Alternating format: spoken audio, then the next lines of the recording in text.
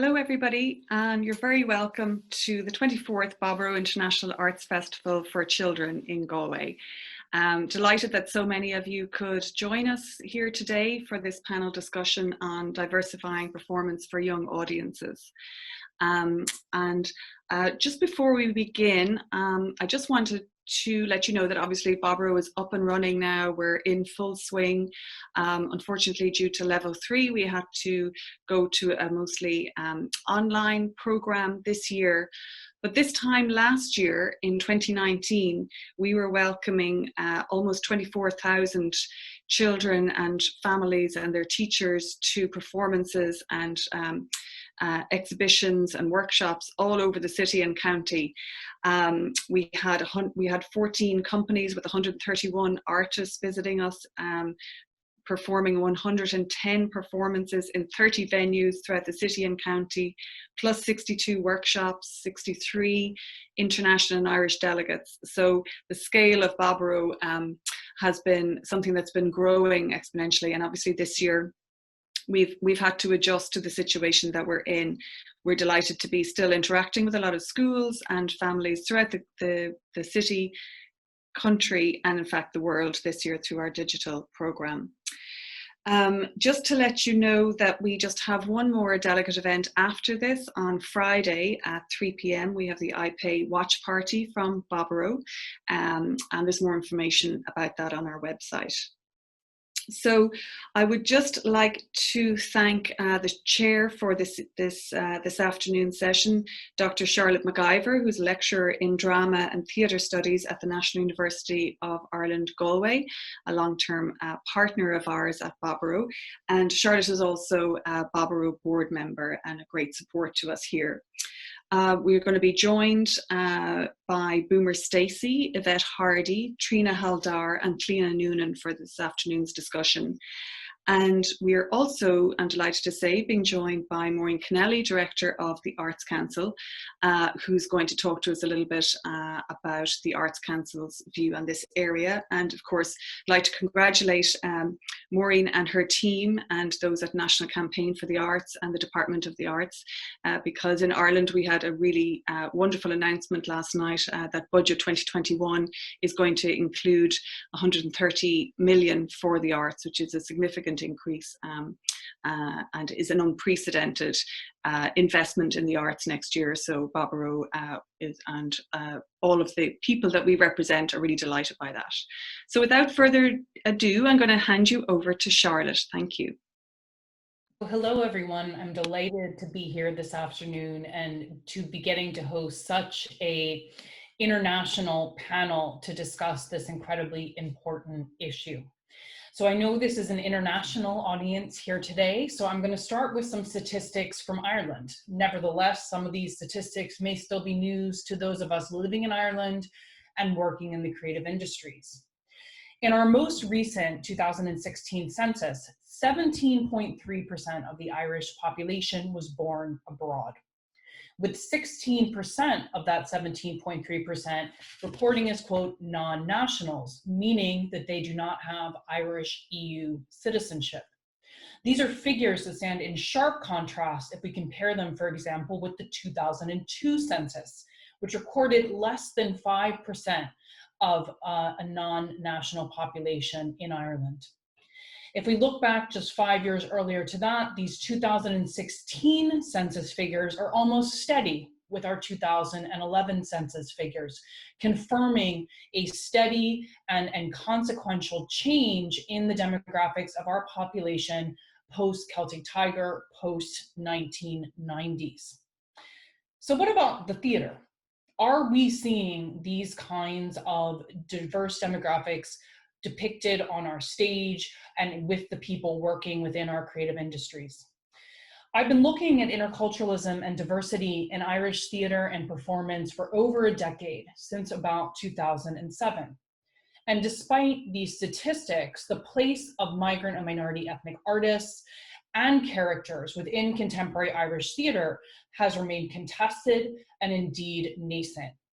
This doesn't mean that minority and migrant ethnic artists have not tried to make work, nor have white Irish theater makers tried to deal with these themes and engage with more diverse theater makers. It does not mean that our Arts Council has not worked steadily on this issue, but rather that really excellent companies such as Calypso or Bombay Productions, Polish Theatre Ireland, or individual theater makers like Mariana Rendelik or Kunle Anamashan have not been able to hold traction or survive within the industry for many complicated reasons. For my own research and in the names I've just cited, these are within the adult theater industry, not in the area of theater for young audiences. But I'm very excited today that Baboró has shown such leadership in asking us to think about this area specifically, indeed the young people growing up within Ireland now, because if we want to continue and really accelerate the progress on the Irish stages that is needed, that those statistics demand, we need all Irish children to be able to see themselves on stage. Because to quote this pithy truth, if you can't see it, you can't be it.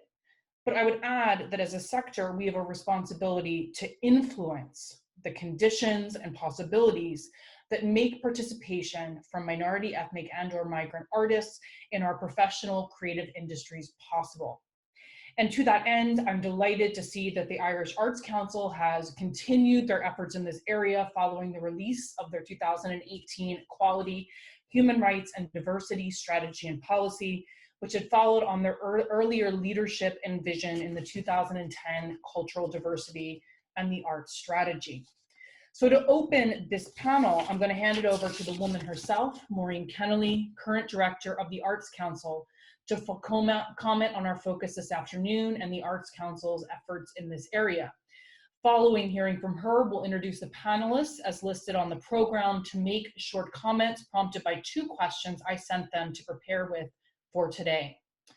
So Maureen was director of Poetry Ireland from 2013 until she commenced her role as director of the Arts Council in April 2020. She was previously director of Kilkenny Arts Festival, artistic director of the Mermaid Arts Centre, general manager with Fishamble Theatre Company, and she also worked with Druid Theatre Company, the Cat Laughs Comedy Festival, the Arts Council, and Design and Crafts Council of Ireland. On a freelance basis, she's worked with a wide range of organizations, including Theatre Forum, Sing Ireland, the Performance Corporation, and Age and Opportunity.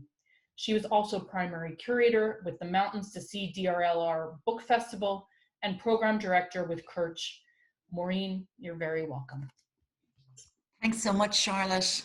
Hi, everybody. Hope you're all keeping well.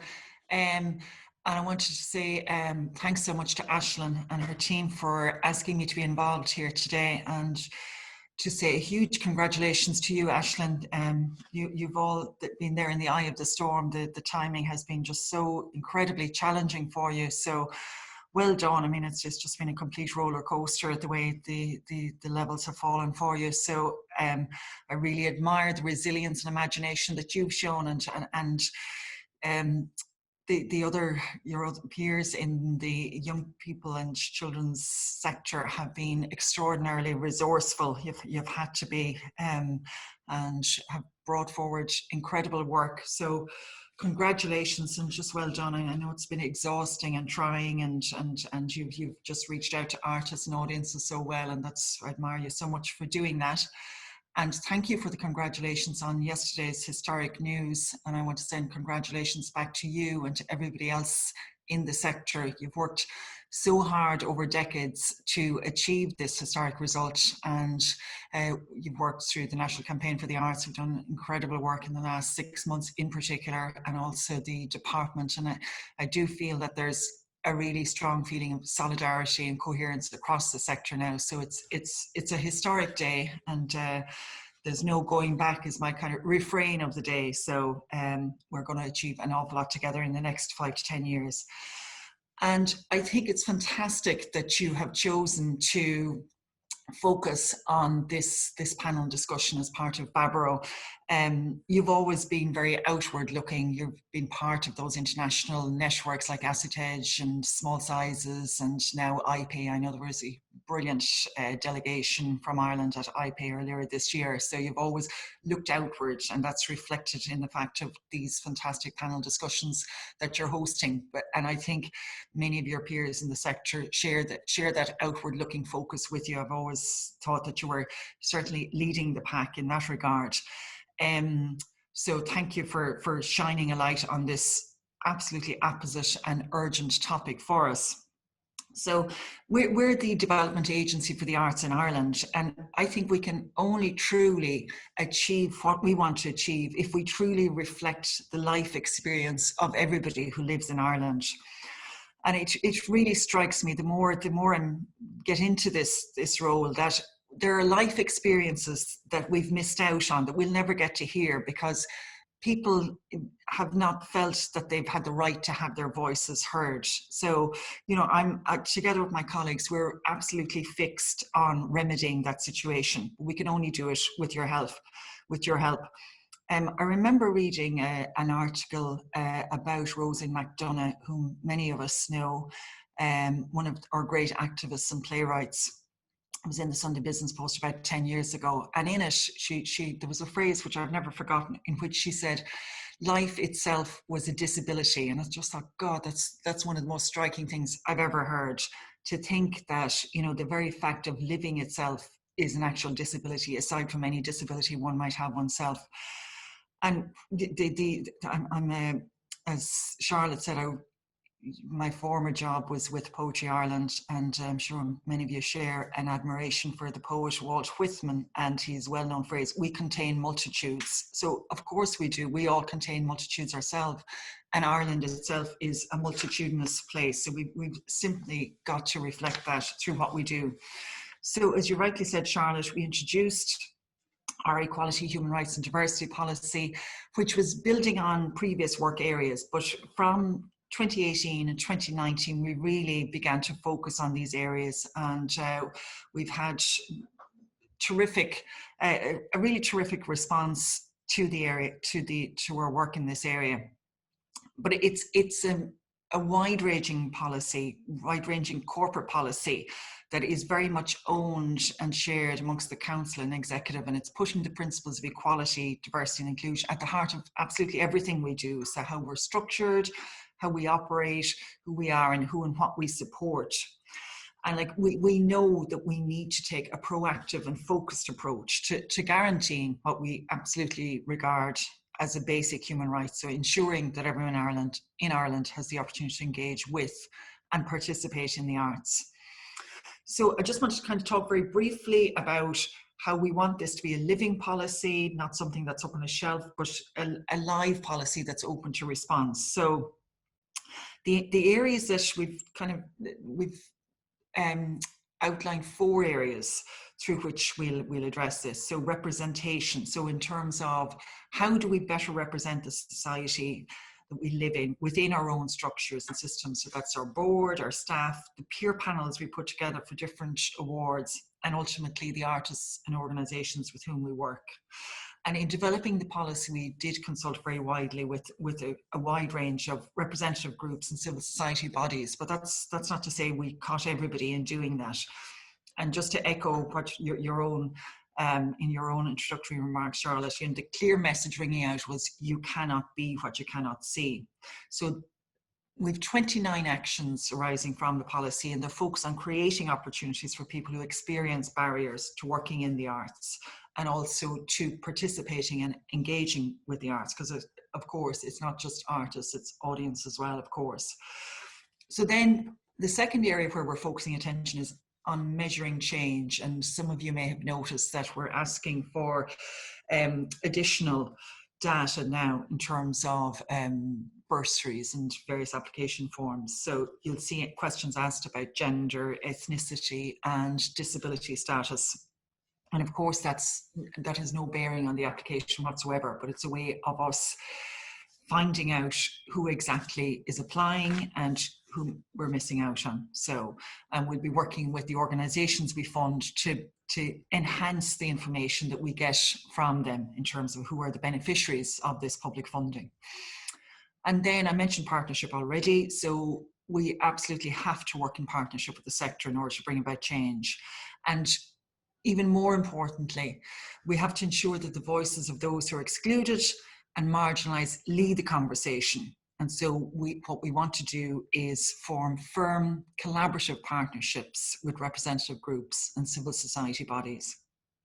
And then the final kind of area of work is about embedding the policy into everything we do, so that it's embedded across all our plans and policies. So maybe it's something that's hopefully some of you will have noticed around this, is that in terms of the new Young People and Children's Project Award that we introduced this year, we placed a particular emphasis on diversity. So that's both in terms of the young people who will benefit and in terms of the artists involved. So we sought out, and we're currently assessing these, and we had a very good range of applications for the award. We sought out ambitious and original projects. One that maybe I would particularly highlight for you now is we looked for proposals that enable artists and arts workers from diverse communities to play a central role in the development and delivery of projects. And we looked for proposals that enable children and young people to engage in exciting and dynamic projects. And critically, and this is something that my colleague Shona Maureen, who many of you will know, is at pains to emphasize in all our discussions, we look for proposals that enable children and young people to have a voice in the development, delivery and evaluation of projects. So that idea of youth voice is something that we believe is absolutely critical to the development of our work in this area. And just maybe on that for a second, just to say that something we've just very recently introduced is the idea of young people aged 16 and upwards now being an active part of peer panels. So those are the assessment panels which we use to look at applications in the area of young people and children's work. So that idea of having the youth voice there at the table is now a structured decision by us, so that, you know, that voice becomes central to the work that we decide to fund. So we're happy about that.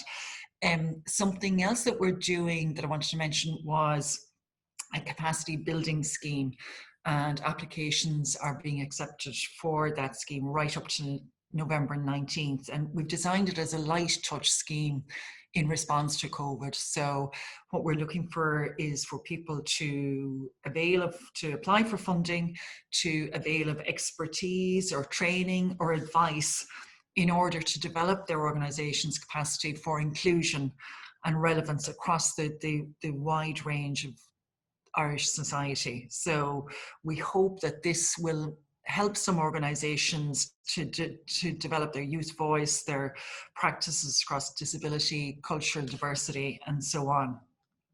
So we really would encourage people to apply for that. We hope that we've made it quite light touch. It has a quick turnaround. I know that lots of strategically funded organisations now, of course, will be looking towards next week's deadline. So hopefully once that's over, you'll have a chance to look at this capacity building scheme if you haven't already. And we really would urge you to look at that. Just maybe another note in terms of these schemes wherein we're emphasising our equality, human rights and diversity policy, we know that guidelines aren't enough. We've so much more work to be done, and we really want your help in helping us to complete this, to ensure a wider diversity of artists have the information, confidence and tools to successfully apply for funding. So that's something that rang out very clearly to us in focus groups that we held in August, and my colleagues Monica Corcoran and Alwyn Daw held a number of roundtable discussions with up to 60 artists around the whole exercise of seeing what can we do better, how can we open the gates wider.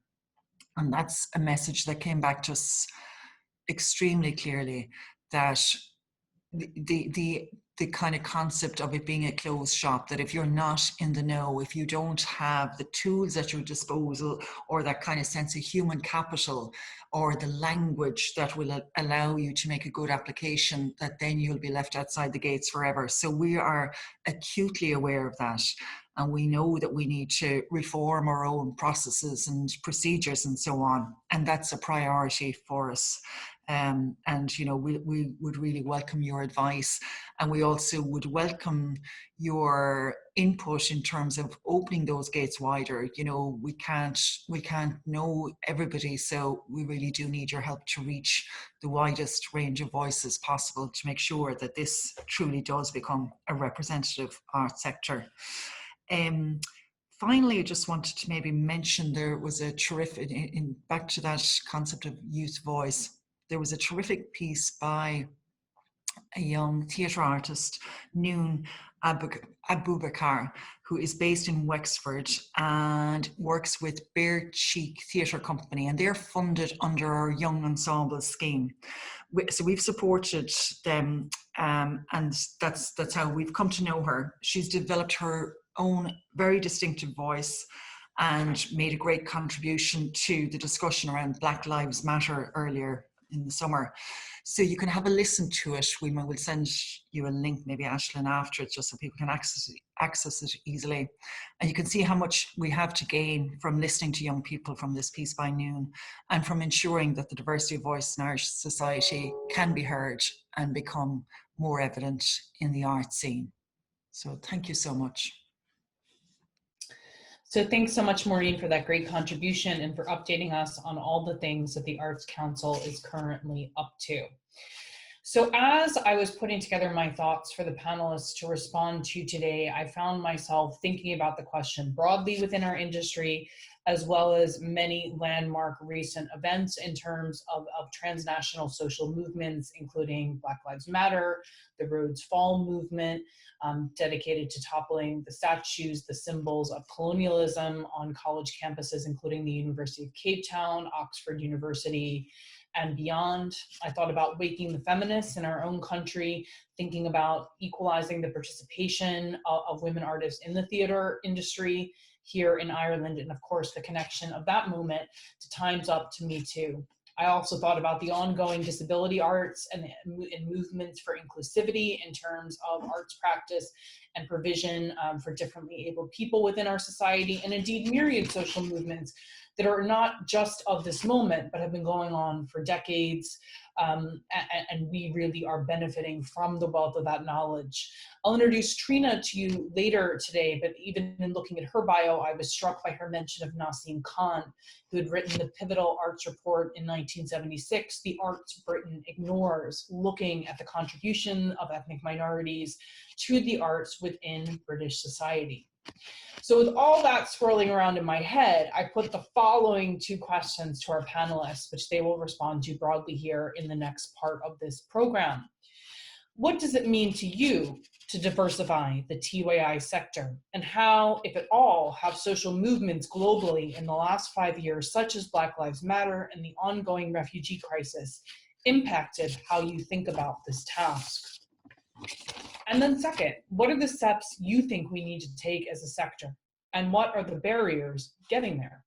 And how can we work together on this, both within our national context, and we're hearing from a lot of diverse national contexts and histories and industry perspectives today, but also internationally across borders as we look to tackle this issue. First up, we have Boomer Stacey. Boomer Stacey is the founding executive director of IPAY. He has a wide range of experience in the field of international performing arts for young audiences, including over 6 years of service on the IPAY board of directors and continued work on the board of Assitej Canada. Additional experience includes artistic director of the renowned Milk International Children's Festival of the Arts and artistic associate at Harbourfront Centre, conference producer and networking and learning manager at Professional Association of Canadian Theatres, PACT, and consulting work with international artists, organizations, and theater for young audience companies. Boomer has extensive international experience with continued participation in international festivals and events for professional performers, performing arts for young audiences. Thank you, Boomer, and you're very welcome. Thank you very much, Charlotte, and thanks, Ashlyn, and everyone for putting this together. I just want to, before I start, I want to acknowledge that I'm calling in, I'm about 3 hours north of what's colonially known as Toronto, and I'm on the unceded and traditional territories of the Anishinaabe, the Huron-Wendat, and the Algonquin peoples. I really wish we were in person and perhaps down at Nocton's having a pint and having this conversation. But I do appreciate maybe that this has given us an opportunity to have a broader, more international conversation, and so that's a good thing. The first question that was posed. What does it mean to me to diversify the TYAI sector? I suppose diversify is such a challenging term, and we often tend to focus on the cultural and the ethnic aspect of that. But really, I think for me, we have to speak more broadly than that. It is about religious, gender, sexuality, mental, physical ability, age, economic status. I mean, there are so many more. It is well beyond cultural and ethnic, and I think we have to remember that, and every time we have the conversation, we have to remember that it is more than one thing. For me to diversify the TYAI sector, that means both on stage and off stage. It means in every aspect of who we are and what we do within companies, within organizations, within communities, within funders. In every aspect of what we do, we need to be diverse. It means we need to be cognizant of the kinds of stories that we choose to share, that we choose to tell. It's most common in North America, and I'm sure it's no different in the UK and in Ireland. That the majority of stories that we tell are from the Western tradition, fairy tales, the traditional stories. Very colonially based stories, and usually told in a way that's coming from a very colonial practice in terms of how that work is made. We need to change that. We need to diversify the power equations.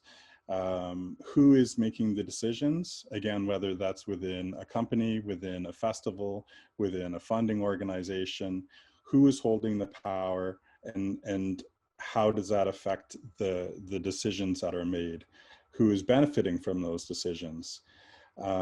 Specific to TYAI, I think we need to look again, we need to look at the micro, we need to look at individuals, we need to look at the companies, we need to look at the audiences, we need to look at the festivals, we need to look at the venues. If the majority of people running those organizations or those units are white, then we're not diverse. If the boards of directors are primarily white, then we're not diverse. And again, it extends beyond color. It has to extend within all areas. But in order to truly be diverse, we have to really look at who is making decisions, who has the space, the criteria in which we use for making decisions. Was that based on colonial structure, on historical paradigms? Because then most likely we're not operating from a diverse perspective. I don't know if, did you want me to go into the second question too, or did you want me to stop at the first? Go ahead. Keep going, okay.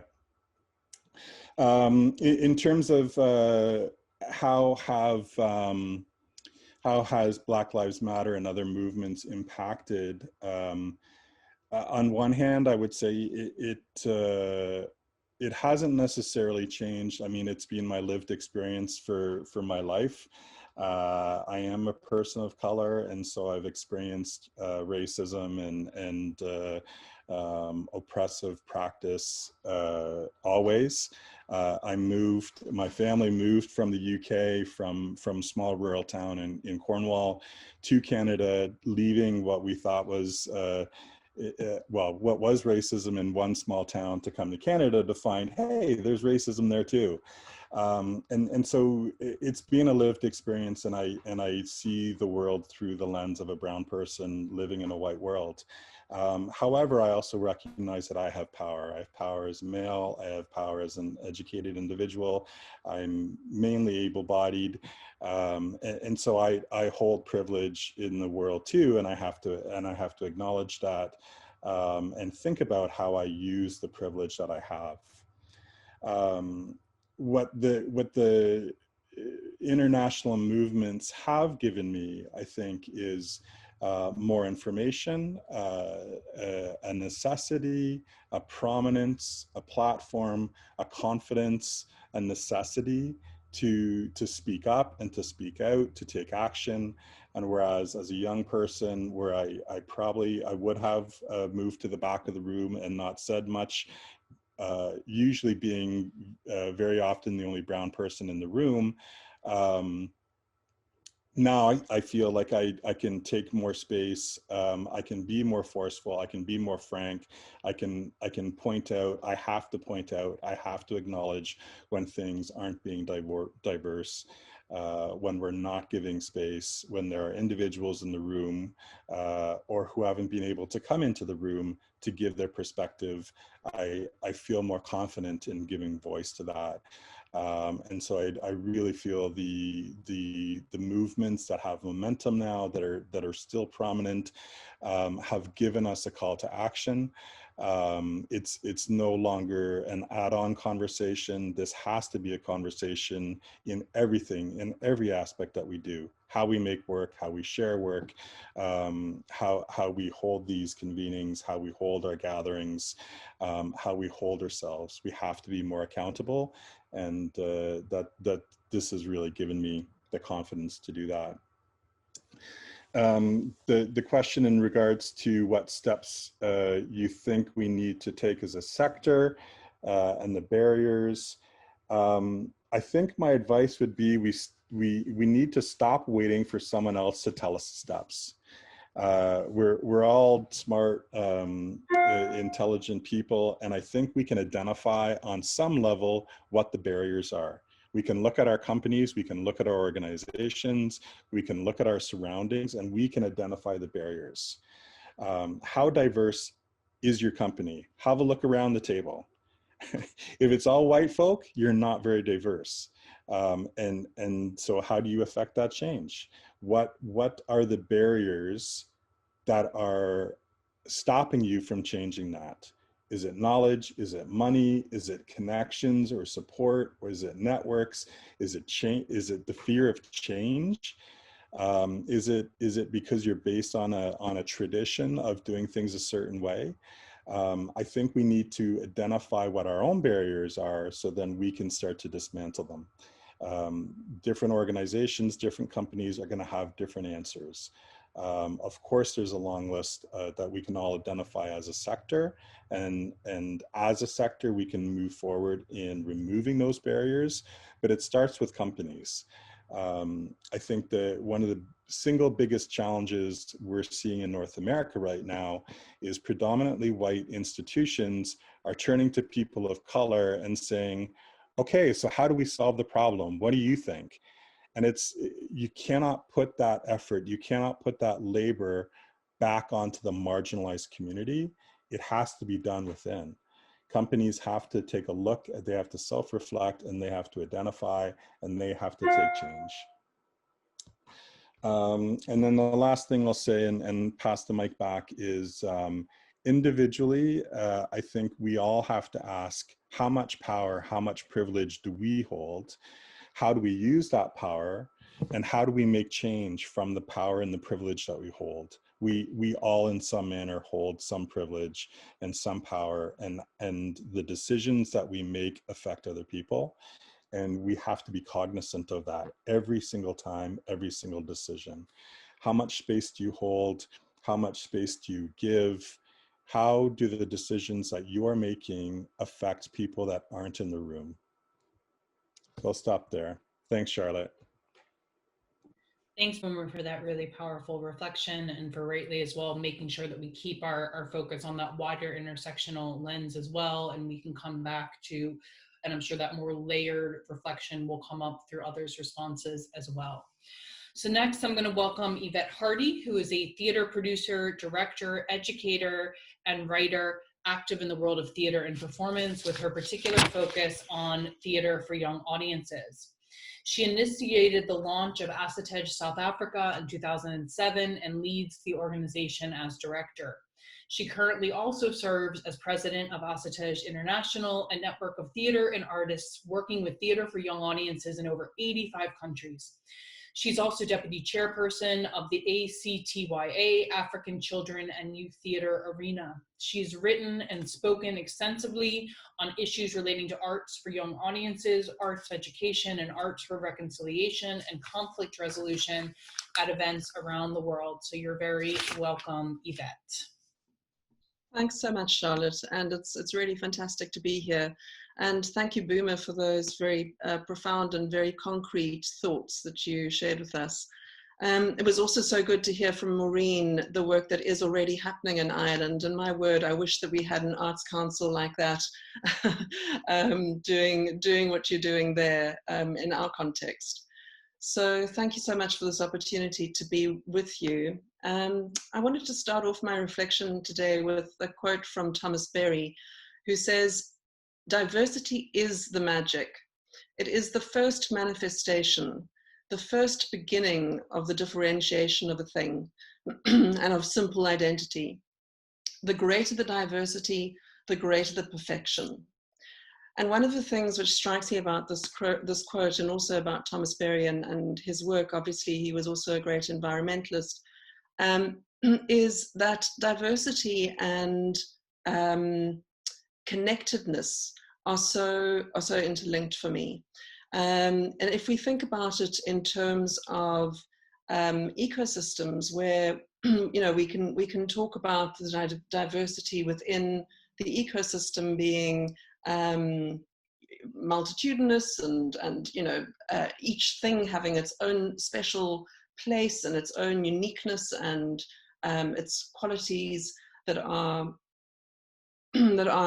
so essentially important within that broader ecosystem. But unless we also are seeing the connectedness between the diversity, we are really missing out. So when we think about the kind of theatre for young audiences we want to see, I think we need to be imagining not just a diverse landscape, but an interconnected, diverse landscape. A landscape with an ecosystem which is functional, which is working, which is allowing for pathways of access, which is allowing for equitable, inclusive, diverse individuals and groups to function together in ways that are collaborative, in ways that promote resilience, sustainability, and that allow everyone to participate, everyone to be represented, and everyone to be engaged. So for me, these two concepts of diversity and connectedness are really interlinked, and we can't think about them without one another. And for that reason, I think that what has happened with the growing urgency around movements like Black Lives Matter and the refugee crisis and all the other issues, even the kind of racism that has been linked to the COVID pandemic, for example, as we've seen this urgency rise, because literally we're talking about life and death situations in these contexts. We have also seen the sense of people reaching out and starting to listen and to learn from one another. And I think that we really need to be, for ourselves, asking ourselves, are we listening? Are we hearing? Are we taking up this opportunity to really hear what it is that people have to say? And then to ask questions about, you know, in our context, who is invisible and who is visible currently? And what can we do to make those who are invisible visible?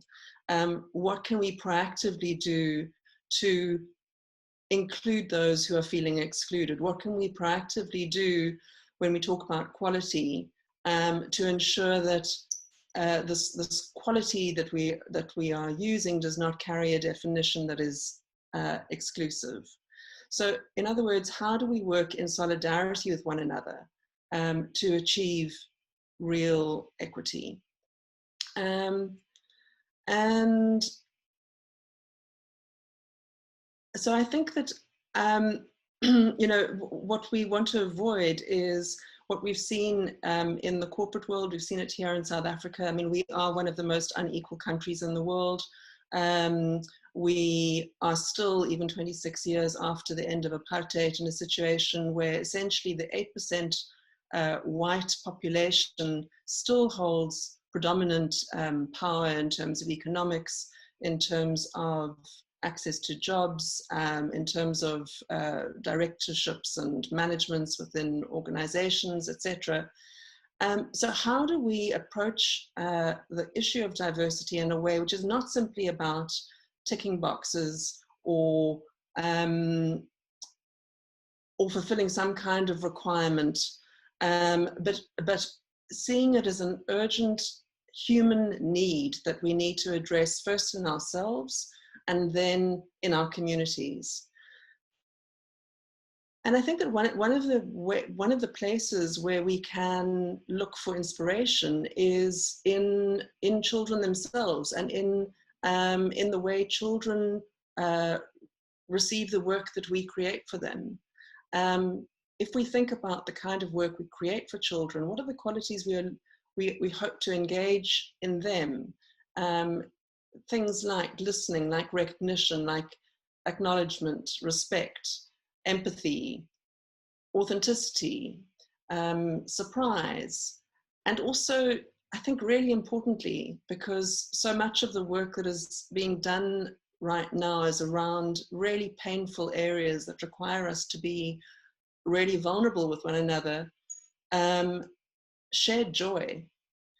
How can we create these qualities first between ourselves in the way that we work with one another, in as much as these may be the qualities that we're hoping to engage with in our interactions with our audiences?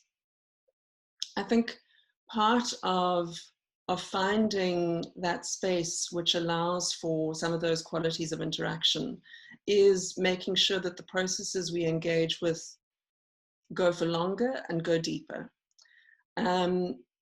We can't run projects in the way that we have done, where we are so product driven, and where we hope to somehow create an impression of diversity by putting something together or putting something on stage that is perhaps, you know, more diverse than was previously experienced, but which has not gone through that process of real vulnerability, listening, engagement, exploration, a sense of personal investment in the transformation process, in that sense of connecting.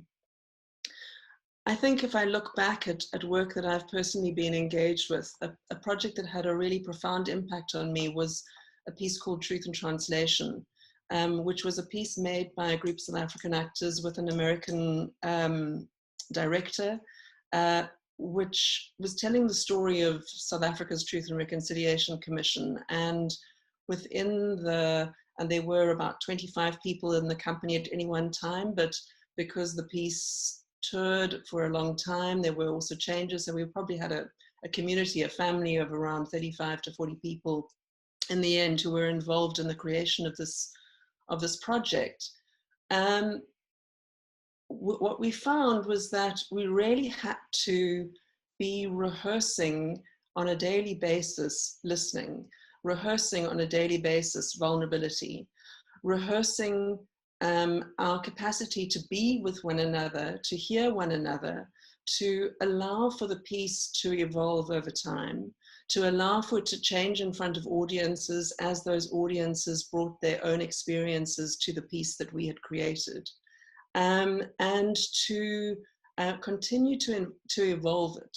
So for me, this was a process that did allow for a diversity of voices. It took no single point of view. It allowed for multiple contributions over a long period. It was difficult, exhausting work, but I think in the end it was also transformative work.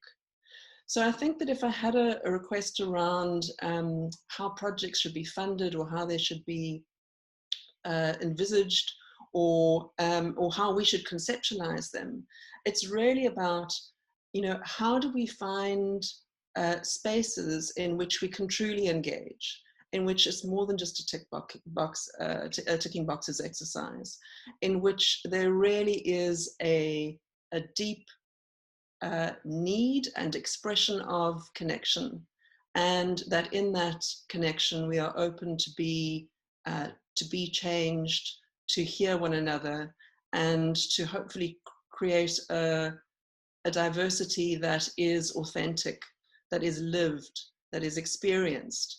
And in that, I think we'll be giving audiences a space to engage, which will hopefully reflect them, reflect their concerns, and make them feel part of that broader, beautiful vision of Thomas Berry's, of diversity as some kind of perfection.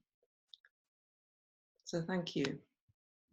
Thanks so much, Yvette, for those reflections. We're going to next hear from Trina Haldar, who is Associate Director at the Spark Arts for Children and Artistic Director of Mashi Theatre, which was set up in response to the lack of diverse work on offer in the UK, particularly for young people. Her credits include productions at Curve Theatre, Nottingham Playhouse, at which she's recently starting a new project, I hear, in real life, Terra Arts, Soho Theatre, and Prithvi Theatre, Mumbai, India. She was recently awarded the Naseem Khan Commission with Curve, Bristol Old Vic, and the Lowry to develop a new piece of theatre for adults. As if that was not enough, she's also a former participant with the National Theatre Step Change Program, The Optimists with China Plate, and a Clore 50 SC alumni. She consults with theatres and consortium to increase representation on and off our stages, and has spoken at a number of platforms, including The Guardian's Our Nation's Theatre Conversation, and recently on Radio 4 Front Row program. She's also on the board of Theatre Rights, an award-winning company and leader in the creation of experimental theatre for children. You're very welcome, Trina. So much, thank you. And thank you, Dreamer and Yvette, for your comments earlier. I was nodding a lot. I just want to kind of, for access as well, set the scene where I am. So I'm based in Leicester currently in my front room. I am a Indian Bengali woman, UK born. I grew up in an ex-mining town in North Nottinghamshire in a very Bengali household in 2 languages. I grew up in 2 languages and 2 taste palettes, I would say. So thank you for the invitation to be here today. In thinking about your first question, what does it mean for me to diversify the TYAI sector? I'm a storyteller by heart, so I kind of want to tell you the story of why I set up my company, Mashi Theatre. So Mashi in the Bengali language means your maternal auntie. So it's what my niece calls me, my niece and nephew. And I would take my niece and nephew to the theatre a lot when they were quite young. They're now 7 and 13. And there was a particular point when my niece was at my place and she put on a blonde wig. And she danced around the house saying, "Look, Mashi, I'm Rapunzel." I think it might have been Goldilocks or Rapunzel, one of the two. And for a moment I laughed, and then I sort of realised what impact it was having for her to see the work that she was seeing. Beautiful, beautiful work, but clearly not representative, or at least that was my understanding when I was playing with her that particular day. So I think in the sense of that, I realised I had the skills and the network to set up my own company. And it was in the setting up of Mashi Theatre that I kind of took on the global responsibilities of being a Mashi and to share the richness of the world that I was able to grow up into.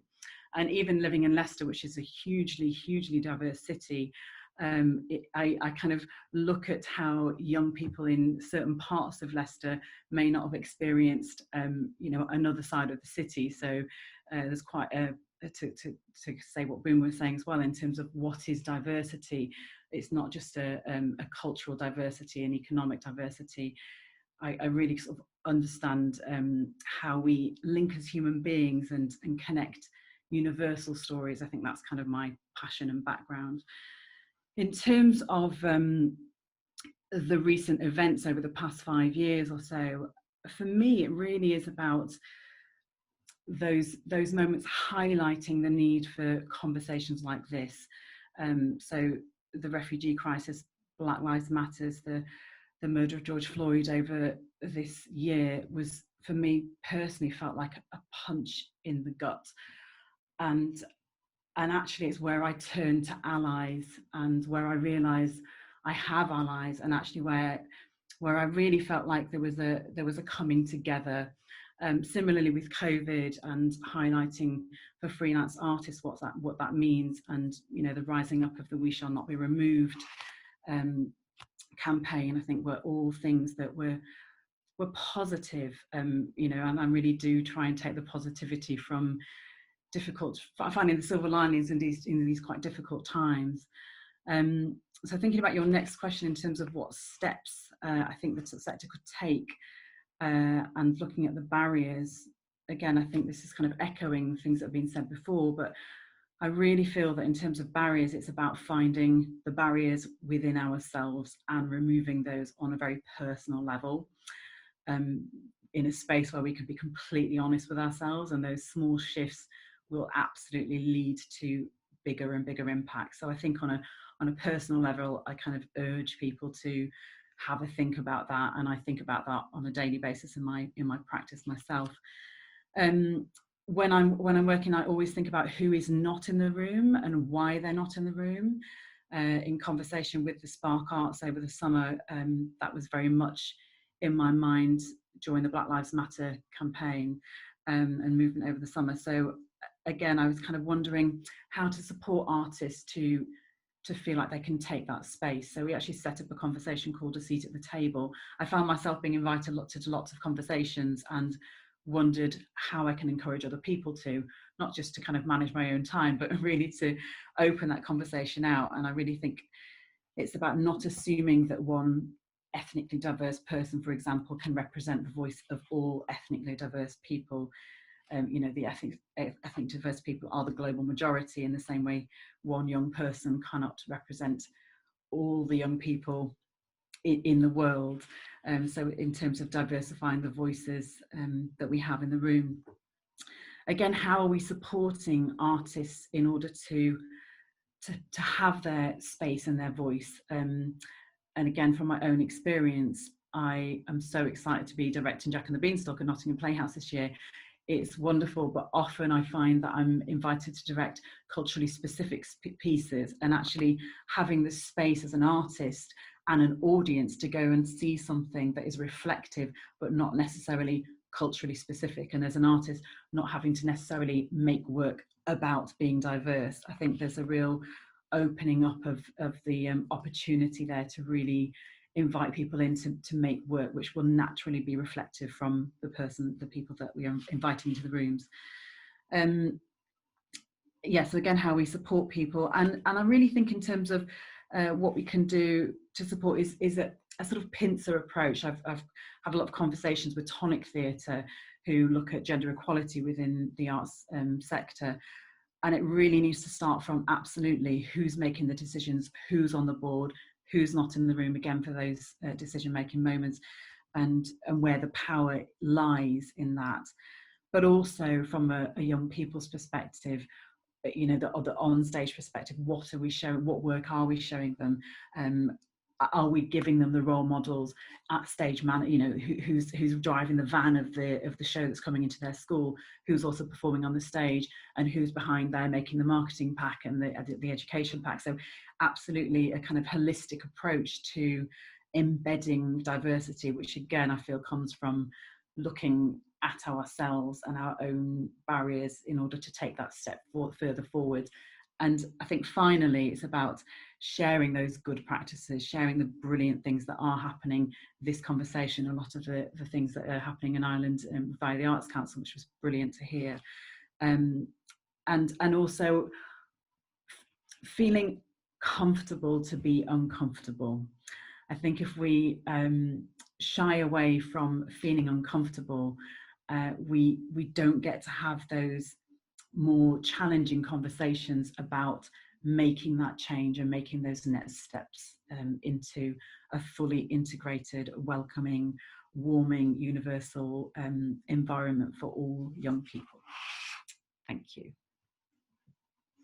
Thanks so much, Trina. So much I want to say about that and all the previous contributions, but moving now to last but certainly not least, Cliodhna Noonan, who is here with us as founder and director of Acting Up Arts. She advocates for the importance of early years arts experiences for all and has performed her early years shows in Ireland, Lithuania, Egypt, Italy, Russia, and Tunisia. She created Acting Up to help communication and calm to carers through an arts experience with their children. Finding new communication and creating experiences that touch us through arts activity is the basis for her work. Acting Up Arts is the international program curator of Labas Festival Early Art Years Audiences in Vilnius and Grasshopper's Early Years Arts Festival in Balbriggan, North County, Dublin. Cliodhna is a committee member of TYAI, Theatre for Young Audiences Ireland, a member of Small Size EU Network Association, and a board member of IIAN, the International Inclusive Arts Network. Cliodhna, you're very welcome. Thank you very much, Charlotte, and a huge thank you to Aisling at Baboró for asking me to speak today as well. I would also like to introduce myself as a female, white, identifying as she or her. I have long, fair hair, blue eyes, I wear glasses, and I'm speaking to you today from my home office in North County Dublin in Ireland. I think and really strongly believe and have heard it echoed in the comments of the previous speakers that the first step to a more inclusive and diverse TYA community is surely to recognize that there are gaps and that these gaps, maybe it's time to look at them and to try to fill them. I come to you with a number of different hats on. I would like to say that as a committee member of TYAI, at TYAI, we recognise the opportunity and the duty to become a more diverse organisation as we represent those working with and for children in a changing Ireland. We are beginning a journey and we are applying for funding, slowly opening the doors and searching for ways to go forward together. And I think that conversation has definitely been galvanized and is flowing very freely at the moment, which is wonderful to be a part of. At IAN, which is the International Inclusive Arts Network, I joined recently and I'm a board member, and I'm absolutely thrilled to say that we are working on Catch the Wave, which is the first World Congress about inclusion and is going to be run in partnership with Assitej Denmark, with April Fest and with Glad Theatre in Denmark, and that will take place in late March, early April 2022. And we aim to be as fully inclusive an event as we possibly can, and we are undertaking work now to identify what that means and to try to fulfill as many of those requirements as possible. So I'd like to echo Boomer's comment on that when we're speaking about diversity, we are speaking not only in the cultural context, but right across the board about inclusive behaviours and participation in our events. Yvette, I loved hearing you speak about connection, and I was asked to say a few words about my own work. And what I would like to focus on is the Grasshoppers Festival in Balbriggan, which is my neighbouring town, and it has the highest population of diverse youth in the country. It actually has the highest population of young people in the country. It is a town with no public arts venue, and one which had a huge desire to have higher quality events for their early years groups, but none on offer. I was incredibly lucky that there is an organisation in the town with responsibility for rejuvenation, for improvement, called Our Balbriggan, and they published a list of 20 things they wanted to achieve, one of which is Grasshoppers International Early Years Festival. The advocacy programme was 8 weeks of workshops in the Fingal County Council offices in their meeting room, and this raised an audience for the festival later in the summer. To keep up awareness of the arts programme in June and July, my assistant, who is Brazilian, and I delivered blank frames to all the primary schools and the preschool settings in the town with the topic, what do I love about my town? How do I feel about it? More than 200 pieces of colourful, honest artwork came back to us, and we displayed it locally. So many parents, grandparents, and siblings were proud to discuss their family members' input to the festival in this way, in so many different languages. In August, we ran a full weekend of international small-scale performance workshops from Romania, which was Teatrul din Podul Meu, from Lithuania, Teatrukas, from Belgium, our colleague Yuri Vence, and from Croatia with Punakucha Theater and Svetlana Patavta. Working members of these communities who live in the town gave the feedback that they were absolutely thrilled to see their countries presented as guests in such a positive light. They were also very happy to have a weekend event, because they said they did not really engage with the town during the week other than for childcare and to sleep. We created connection through a very simple but effective arts event. The festival opened on the Friday with Ireland's first buggy parade, an event where the Mayor of Fingal attended and pushed his young son alongside other members of diverse communities. We finished the evening on the square with a performance by a capoeira group, which is now active in Ireland, a professional capoeira company from Brazil. There is a large Brazilian community in this town as well.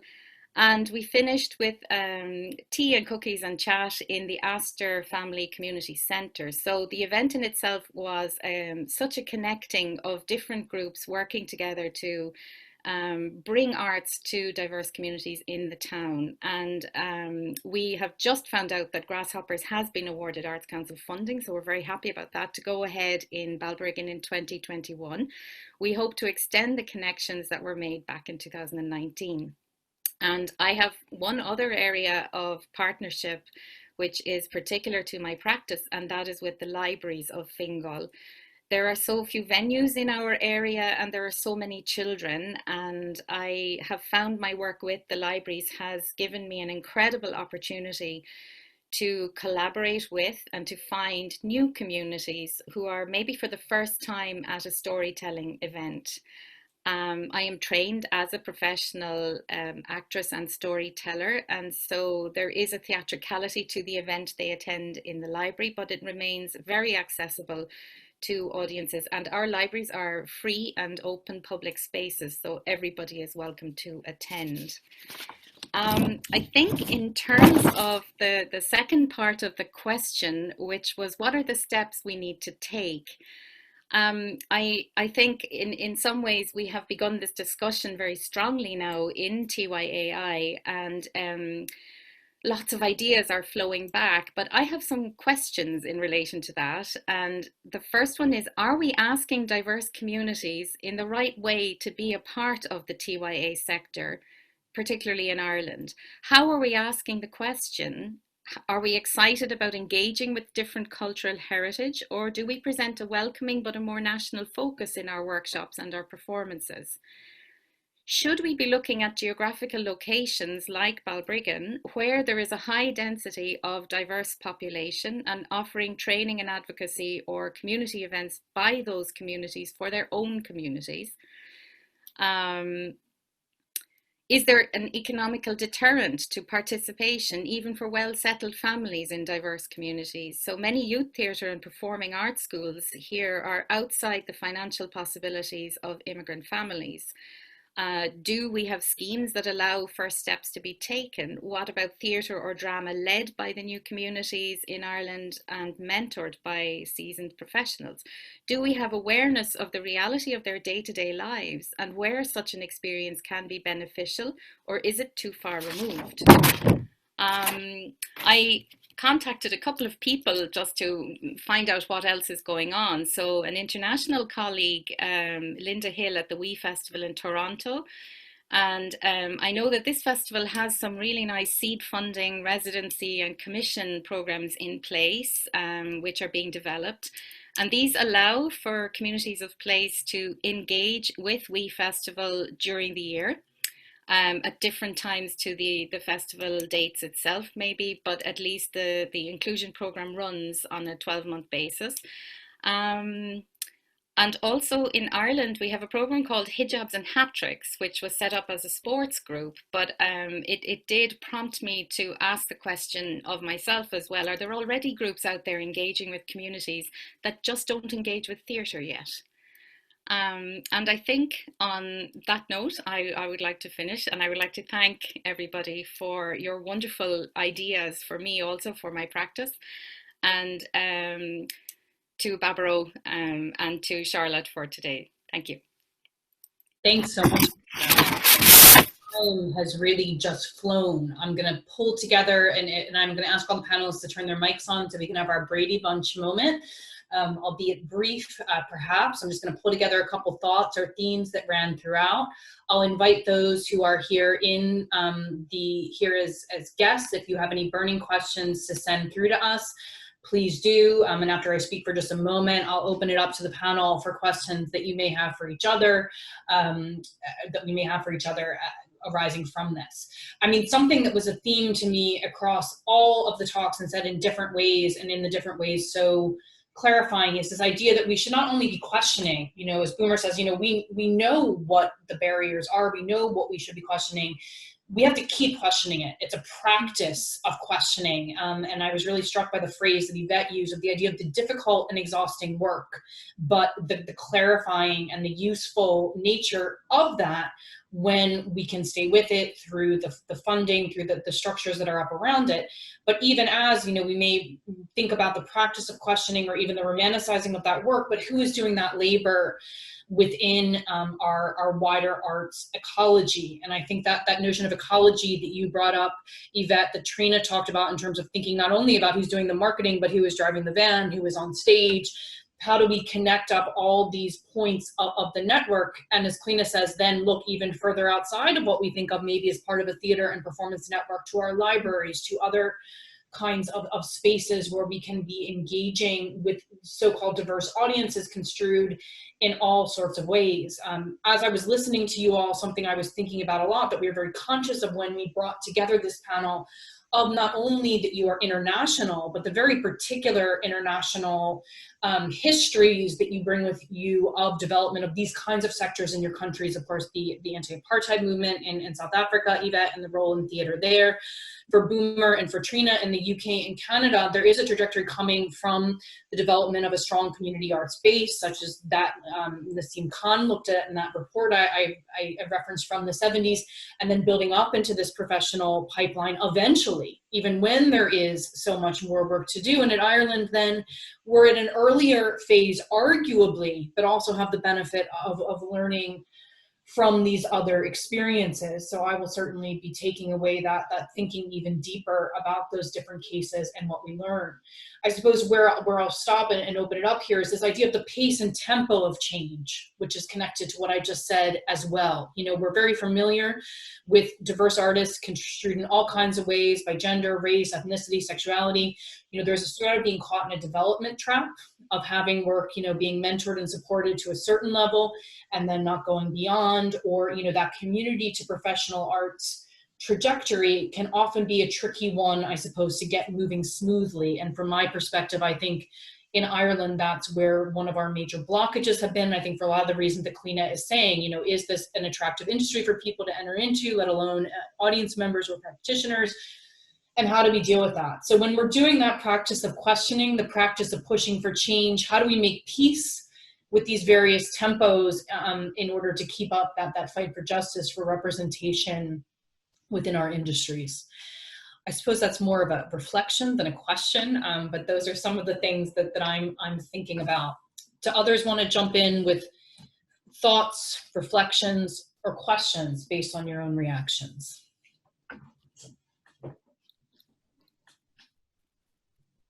Yeah, I mean, I think that that one of the things that we haven't mentioned, but is such an important part of this whole ecosystem, is training institutions. You know, and what is happening in education. So sort of right across the spectrum, and, you know, where is that work happening from early years right through into universities, into informal training organizations, into the kind of mentorships that people have been speaking about. You know, on what basis is that training happening? With what paradigms are we applying that training? I think that that's also a space which we really need to interrogate and engage with, because it often sets it kind of creates certain trenches in a way, like people, you know, people start to move in particular directions because of the kind of education that they've received. And if all the paradigms are Western-based, you know, white-centered, global North, in our case, you know, dominated, then we're never going to see any kind of shift in the kind of work that's happening. So I think that that's a very important space that we have to engage with as professional TYAI artists as well, because otherwise we're always receiving people into a situation where they are already coming from a particular, you know, space. So engaging with teachers, engaging with curricula, engaging with the kind of programs that exist as well, and often the kind of assumptions that those are based on. I think that's also an area of interrogation we need to do. Absolutely. Absolutely. Yeah. Sorry, go ahead. No, you're grand, Boomer, go on.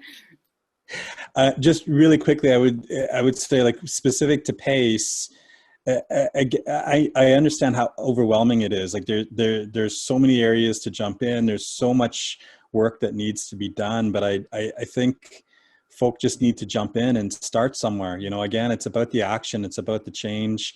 And I think Trina said this, or I think everyone said this, folks have to think individually to begin with and jump in. It's like the environmental climate crisis movement. You have to start somewhere. You start with recycling. If that's, you know, if you're not doing that already, start there and then move on. And it's the same with us. Everyone just needs to start. We're all on a journey. We're all somewhere along that spectrum. Wherever you are, what can you do next? You know, don't get overwhelmed by all the movements. Don't wait for someone else to tell you what to do. We all have the power to do something now. Yeah, I mean, I would absolutely echo that. In terms of when I set up MASH, it was about it was about living it and being an example of it. And I think we all have the capacity to do that, and we all have the networks within which to ask those questions and seek support and make a start. We can make a start right now.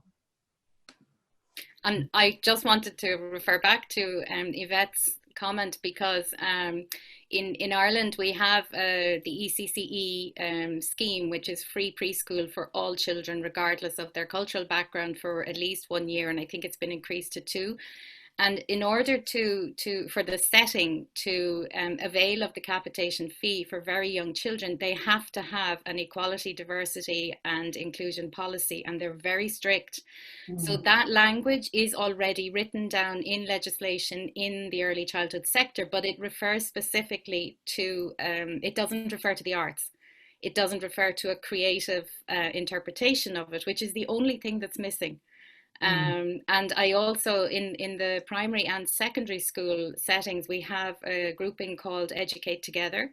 And again, there is, they refer to all religions, they refer to all cultures. They are, I have 2 children in the system, and it is certainly extremely diverse. So it's quite interesting that they, you know, the education sector certainly somehow has this language developed, and maybe it's a question of tapping into that a little bit further and trying to build partnerships with those institutions who are already along the road quite far. And certainly my children's school, they are actually in the minority as white teenagers. So it's very, you know, but it's a fantastic experience and a great school. So just those 2.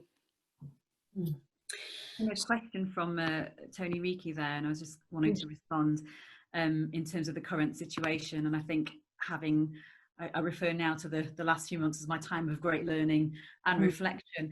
And actually, it's been very painful to see what's happening within the arts industry, but actually to see something being dismantled that you're very passionate about is difficult, but actually those structures are then enabled for us to start to build in a different way, and that is very exciting in terms of how do we bring in freelancers that we've not been able to engage for whatever reason before, and how do we hold those people tight as well, because at the moment they're feeling very lost at sea. I mean, you know, I am one, and I have these conversations daily. So how do we invite those people in, and how do we keep those skills in and build something that we haven't had before? I think there is an opportunity there.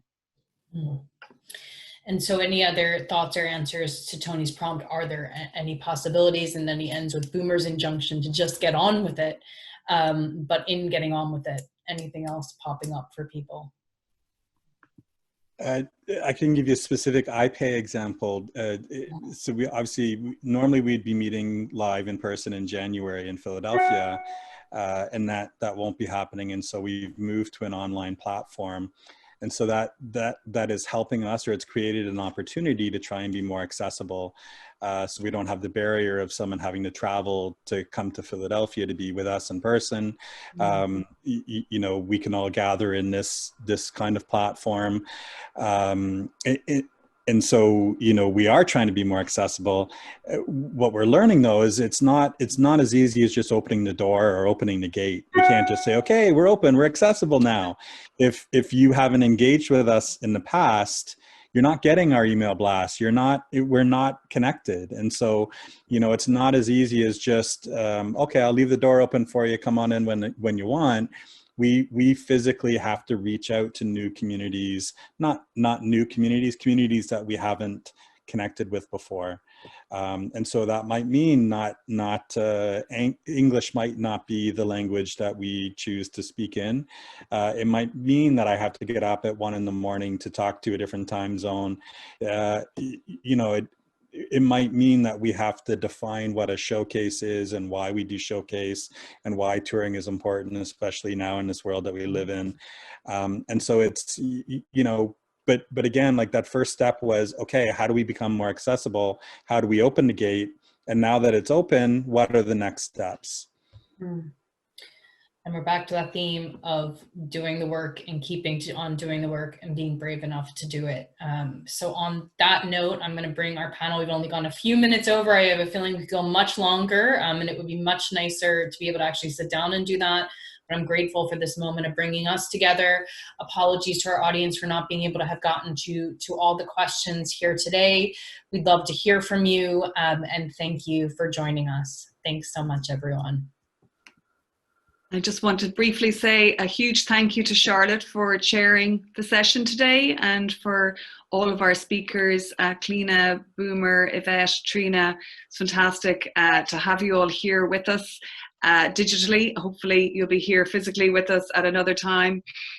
And I think, you know, there's so much to reflect on there. And it can be overwhelming, but as you say, Boomer, it's a matter of just getting on with it, you know, kind of approaching it at bite-sized chunks and starting somewhere. And I think reflecting personally and then moving outward from that is a great start. So I wish you all well on your your onward journeys, and do stay in touch. Thank you. Thank you. Thank you. Thank you so much.